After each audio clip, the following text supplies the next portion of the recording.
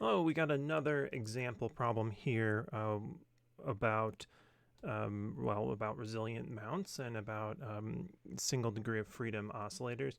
This is something that really could probably be a multiple choice problem on a test or something. It's fairly straightforward, but you need to keep in mind what the relationships are. So it says a machine is mounted on a set of 4 identical resilient mounts. How many additional mounts must be added in order to double the natural frequency of the system?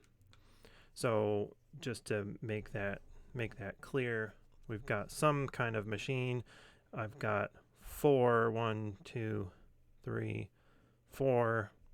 mounts, maybe on the corners or something. And then I'm going to be adding some more mounts, maybe to make it stiffer. And how many more do I have to add to double the natural frequency of the system? The important thing here is don't just totally go by instinct. Just remember what the relationship here is. Sometimes people get thrown off because there's no real numbers for what the mass and the stiffness of anything is here. So don't let that throw you off. We can totally solve this. So again, the important equation here is omega, natural frequency, is the square root of k over m.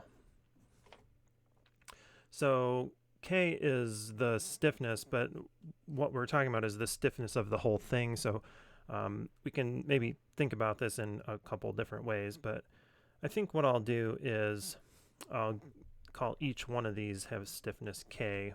So so I originally had 4, so let's say omega 1 is equal to square root of 4k over m. So 4 times the stiffness of one of them over m.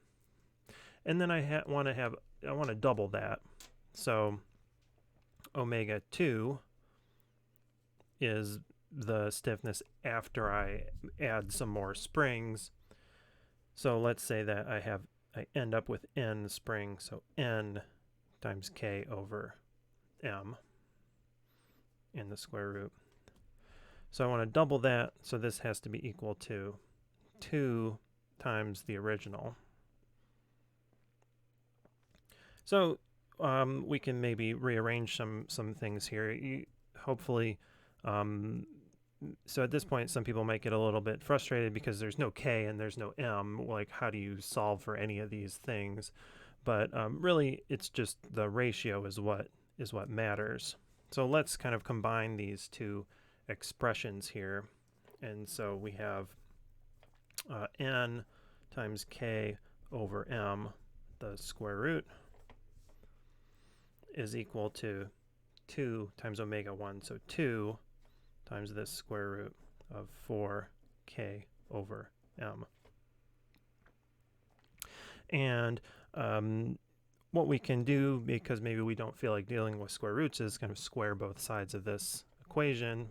So I'm going to take this and square it, and take this and square it. So I get n times k over m.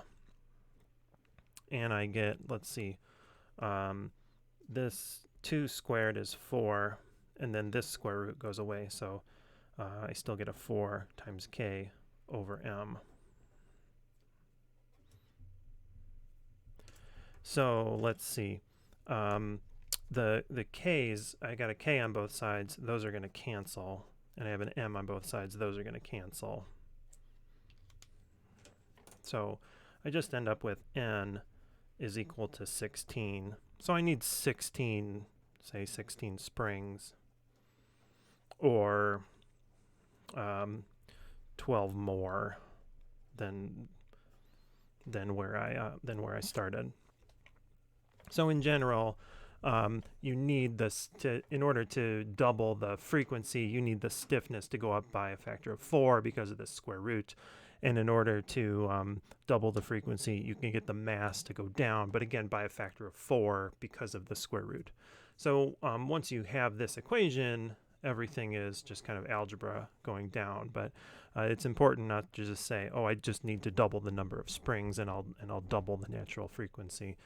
That's not what's going on here. So you either, depending on how you want to express the answer, you need 16 mounts or 12 more than you started with. All right.